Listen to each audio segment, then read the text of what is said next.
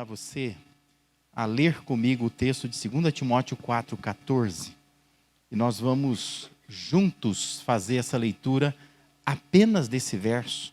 Hoje, como já foi dito aqui, é dia de ceia do Senhor. Nós vamos daqui a pouco participar deste momento que, por si só, já é uma mensagem, né? Quando nós estamos celebrando a ceia, uma mensagem vista, vívida, né? Quando a gente recorda, refaz aquilo que Jesus fez lá atrás, instituindo a ceia do Senhor.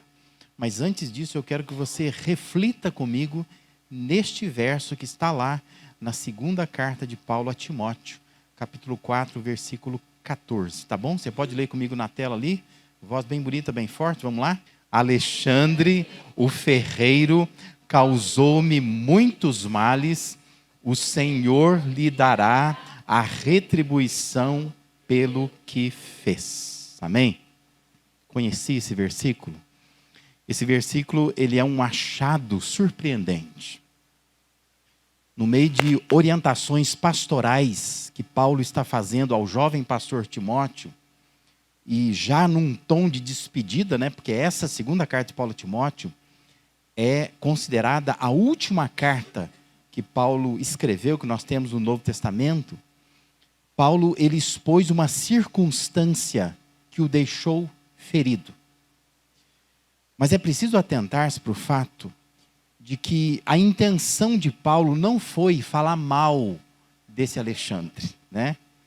E nem tampouco assim expor uma amargura pura e simplesmente. Mas ele está expondo isso para fazer um alerta para o jovem pastor Timóteo.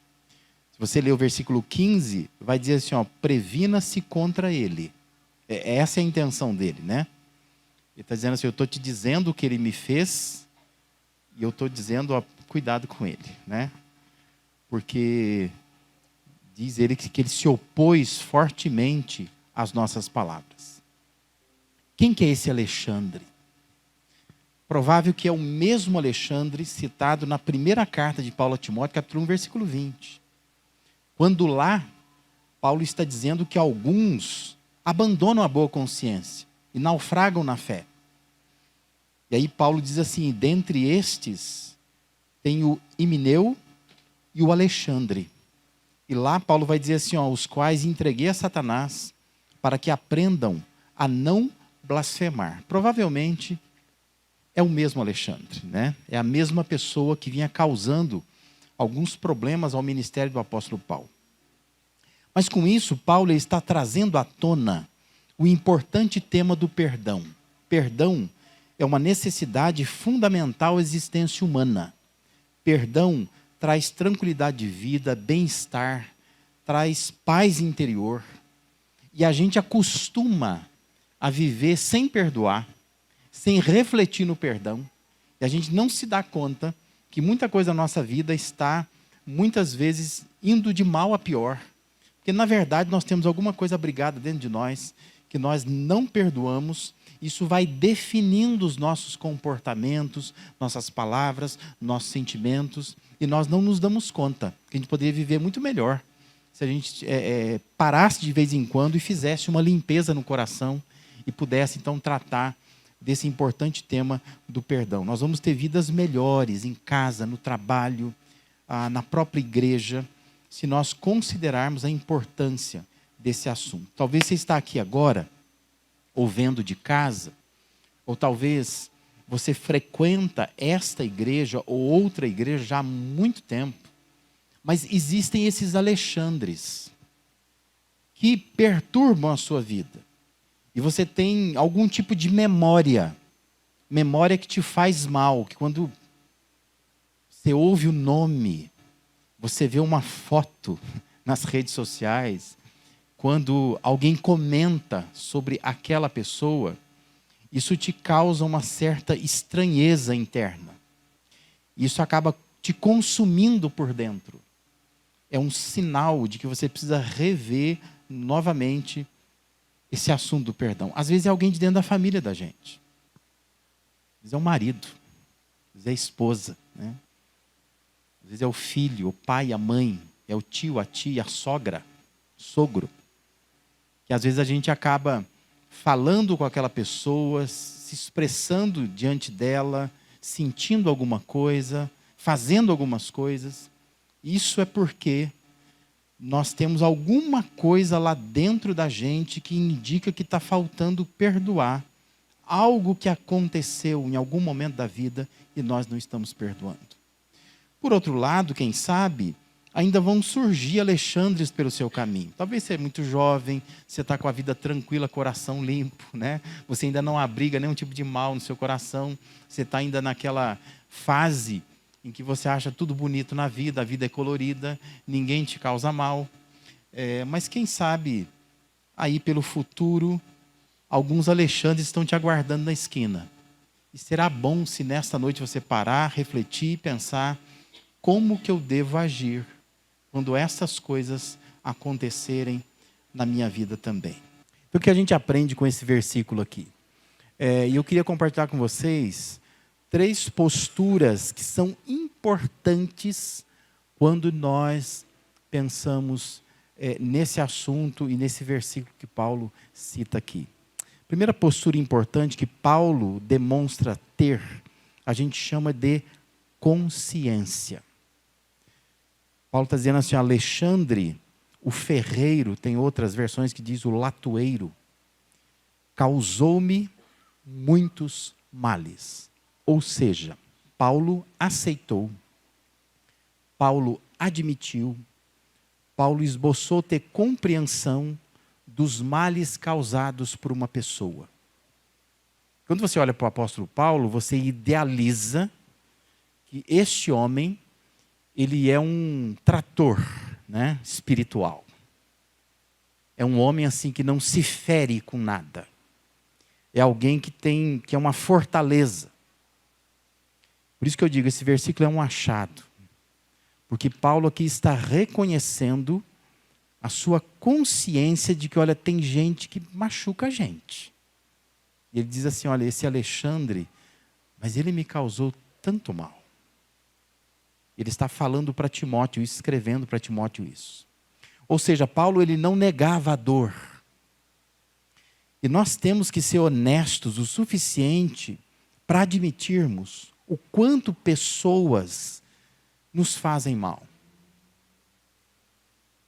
E muitas vezes o que elas falam de nós, o que elas sentem ao nosso respeito, a maneira como elas nos tratam, isso nos causa mal, nos faz mal.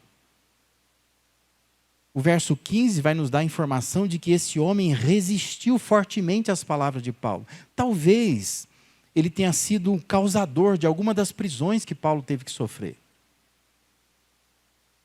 Dentre essas palavras finais de Paulo a Timóteo, está esse reconhecimento, essa aceitação de que os males causados por esse Alexandre foram muitos, bastante. Memória de Paulo está acusando isso. Esse homem me causou muitos males. Então eu quero que você entenda nessa noite que Deus ele não quer que nós tenhamos aquele tipo de postura que dá a impressão de que nós não sentimos nada. Sabe, essas frases que a gente solta assim, eu não guardo mágoa de ninguém.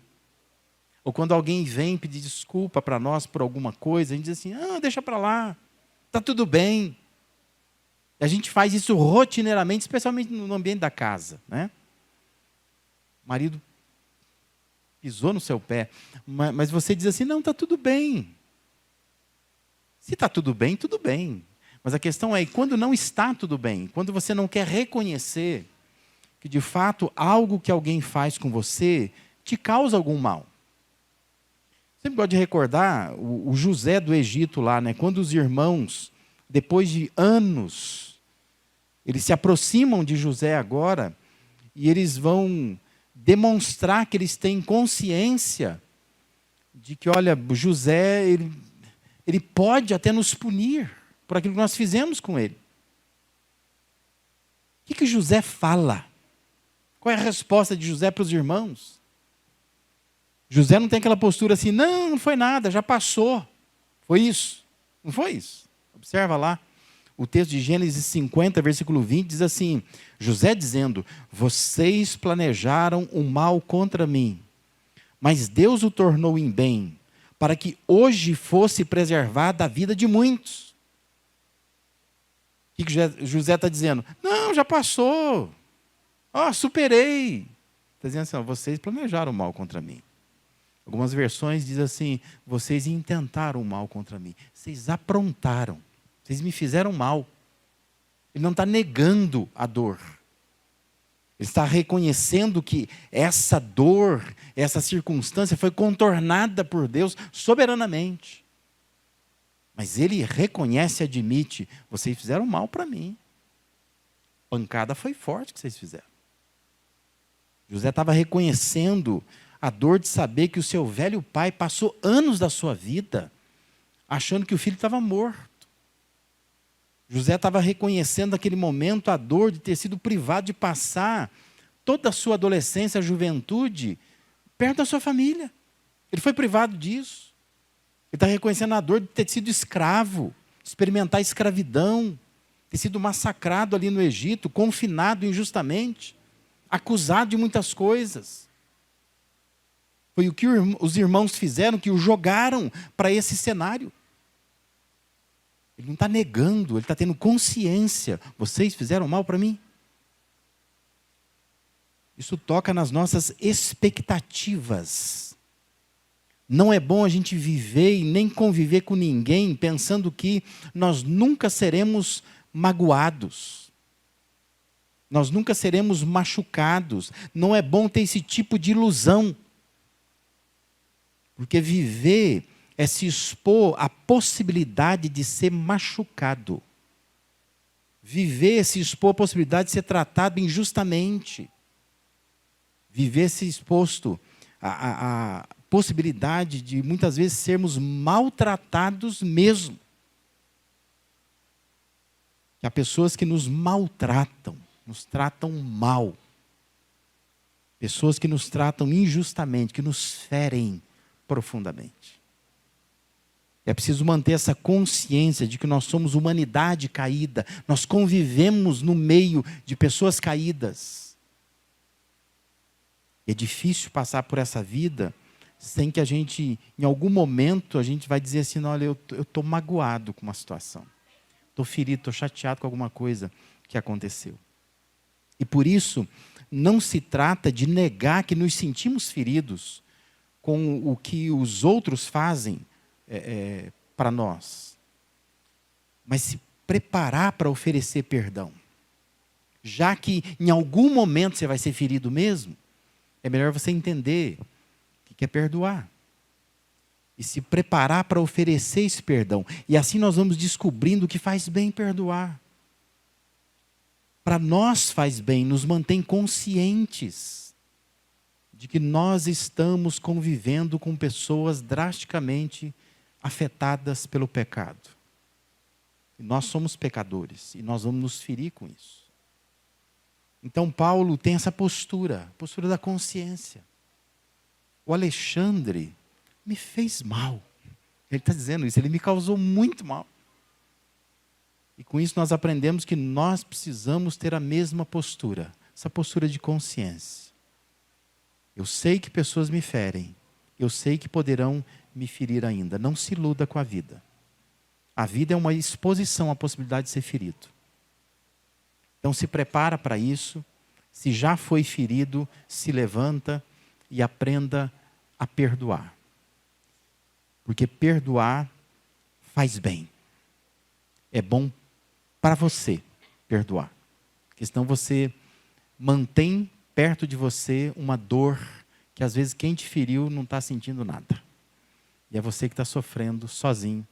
Porque você não tem consciência, não mantém essa postura de consciência de que pessoas causam males a gente. E não tem jeito. Né? Paulo reconhecia isso, nós precisamos reconhecer. Outra postura importante de Paulo é a confiança.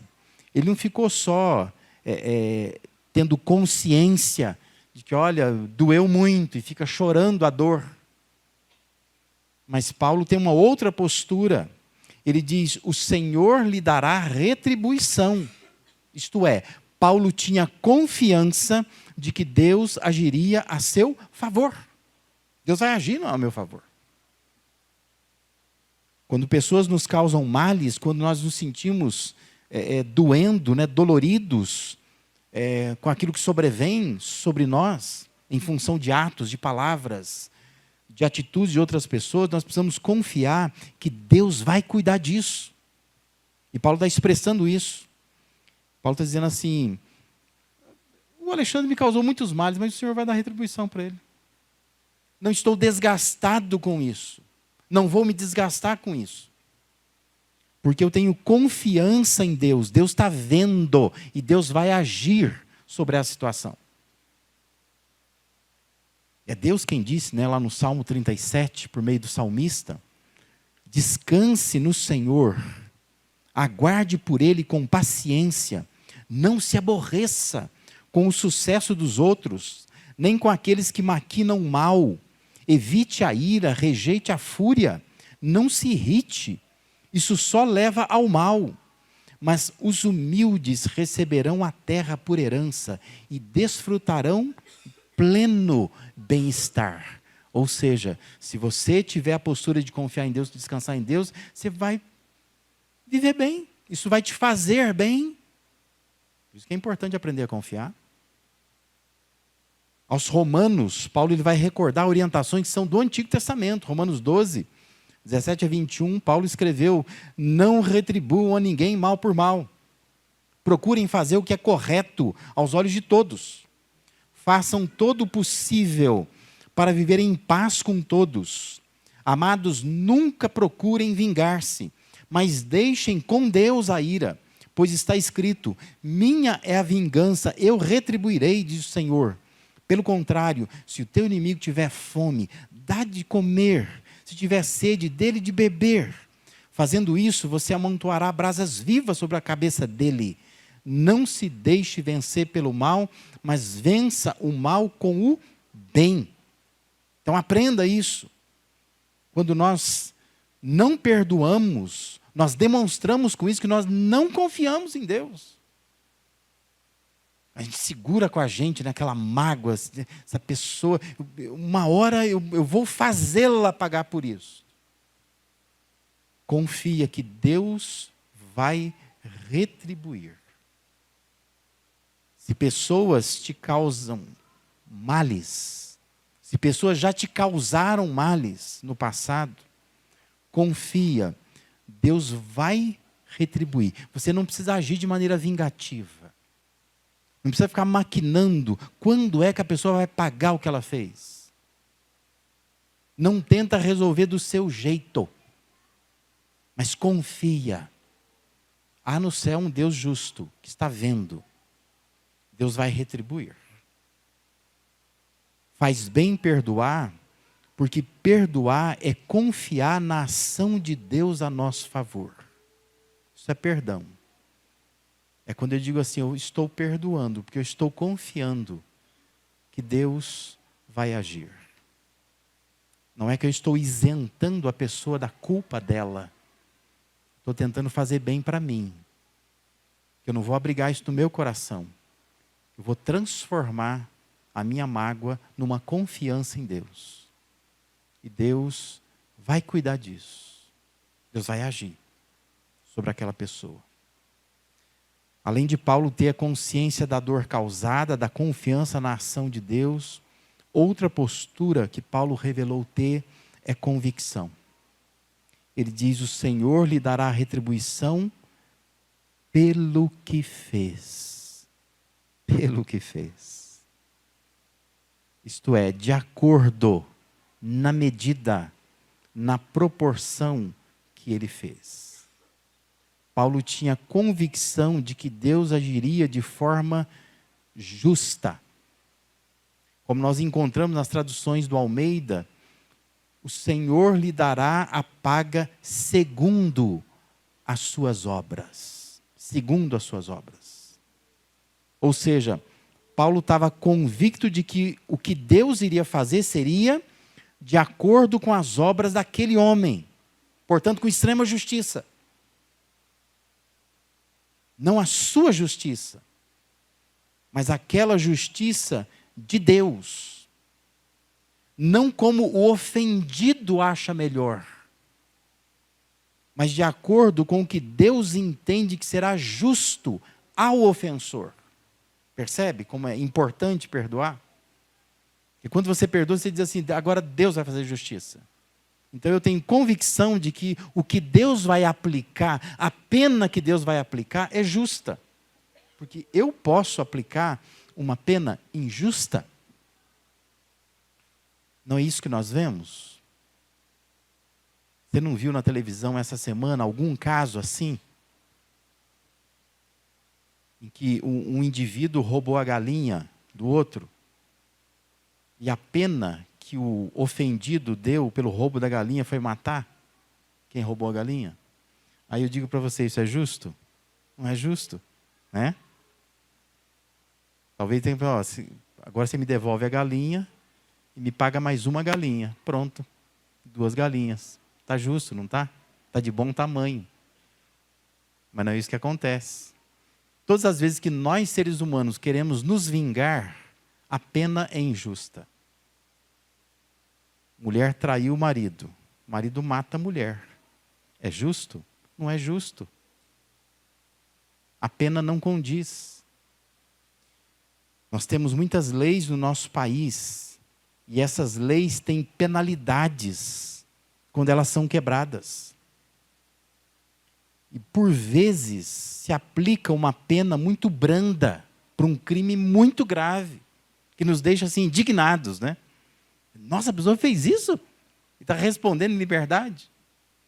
Porque às vezes a pena, ela é muito branda para o crime que a pessoa cometeu. Por outro lado, tem penas muito severas para crimes muito bobos, né? Por que a pessoa não paga isso com cesta básica? Mas ela tem que ficar presa lá, às vezes é um crime inafiançável.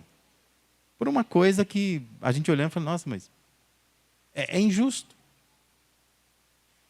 Mas quando nós falamos da justiça de Deus, nós estamos tocando em algo marcado por profunda coerência. Entenda isso. E aqui está o nosso incômodo interno, não é? Porque você fica assim, não, a pessoa fez isso, ela tinha que morrer agora. O problema assim, é que o seu coração pecaminoso está querendo aplicar uma pena muito severa. E aí é preciso ter convicção de que Deus é coerente. Deus ele vai dar a paga pelo que ele fez. Por aquilo que a pessoa fez. Não por aquilo que você está achando que deveria ser feito, né? Porque às vezes você está com raiva. Mas eu queria que acabasse com a vida dela. Eu queria que o carro batesse, pegasse fogo na casa. Não é muita coisa, não, pela ofensa que a pessoa fez para você. Por isso nós precisamos ter essa convicção. Deus aplica penas justas. Se alguém te fez alguma coisa, seja alguém da família, talvez alguém do trabalho, às vezes até no próprio ambiente da igreja, tenha certeza que Deus dará um tratamento justo a isto. Mas não é a sua justiça, é a justiça de Deus. E entenda, Deus é justo. Deus ele é coerente, não é incoerente. Paulo estava dizendo a Timóteo, o Senhor lhe dará a paga segundo as suas obras. É a convicção de que nós não faremos melhor do que Deus faz. Deixa na mão de Deus. Que Deus faz melhor, muito melhor do que nós. Em toda situação, é melhor perdoar, entregar nas mãos de Deus. Ninguém vai fazer melhor que Ele. Ninguém será mais justo do que Ele. Por isso que faz bem perdoar. Porque perdoar é expressar a convicção na justiça divina. Por isso eu te pergunto, como está o seu coração nessa noite? Faça uma sondagem. Há alguém que você se lembra com rancor, que você ainda não descansou no Senhor. Esse nome te incomoda. essa pessoa te incomoda, a presença dela te incomoda, ver fotos dela te incomoda, ver uma postagem dela te incomoda, às vezes o sorriso dela te incomoda, a felicidade dela te incomoda. Há alguma situação que quando você pensa nela, isso te traz uma sensação de tristeza, de amargura. Primeiro, você precisa se confortar com o fato de que Paulo sentiu e Paulo admitiu que pessoas nos ferem. Se conforta com isso. Não fica se achando assim um miserável. Eu sinto coisas que ninguém sente. O apóstolo Paulo sentiu isso também. Mas é importante imitar a sua postura. Mantenha a consciência de que pessoas podem nos ferir. Se não feriu ainda, vai ferir em algum momento. Mantenha essa consciência. Exerça a confiança de que Deus vai retribuir. E tenha convicção de que Deus retribui de forma justa. Justa. Quando nós mudamos por fora algumas coisas, significa que nós estamos crescendo por dentro. Por isso que eu queria te estimular nesta noite a perdoar. Porque perdoar faz bem. Vai fazer bem para você. Porque quando você toma uma atitude de perdoar alguém, isso é uma demonstração de que internamente você está crescendo. Você está conseguindo mudar, transformar esse seu universo interno, do seu coração que ninguém está vendo. Mas você está com ele aí. Você sente, você sabe. Aquilo que te tira o sono, aquilo que te incomoda, aquilo que te irrita, aquilo que te perturba muitas vezes. Eu quero deixar um provérbio, o provérbio 17:22, para sua reflexão nessa semana. O provérbio diz assim: o coração bem disposto é remédio eficiente, mas o espírito oprimido resseca os ossos, faz secar os ossos. Perdoar faz bem para a sua alma, faz bem até para o seu corpo. Não deixe o seu espírito oprimido. Demonstra que você tem um coração disposto. Estou disposto a perdoar. Sei que pessoas me fazem mal, mas confio. Que Deus vai retribuir, Deus vai retribuir de forma justa. De acordo com a pena, com aquilo que a pessoa, com o ato que a pessoa fez, ela terá a sua pena. É importante abrir a sua mão, entregar para Deus a mágoa que você muitas vezes sente, que importuna o teu coração, que te adoece, que te enfraquece. E isso pode te ajudar a viver bem, viver para a glória e para a honra do Senhor. Não deixe que isso vá para a sua semana. Se Deus te trouxe aqui hoje, se Deus te fez ouvir isto nesta noite, sonda o teu coração. Fala para Deus: Deus, vai lá no meu coração. Verifica quais são os incômodos que eu tenho. Quais são os rostos, as vozes, as circunstâncias, os recursos que às vezes me tiraram. Isso me dói tanto. Me causou um mal tremendo. E eu estou muitas vezes com os ossos ressecados. Eu vivo doente por causa disso. Porque eu não consigo abrir a minha mão e dizer: Deus, pode pegar, eu estou segurando isso aqui. E eu não deixo Deus agir nisso. Porque isso vai incomodando, vai apertando o meu coração. Amém?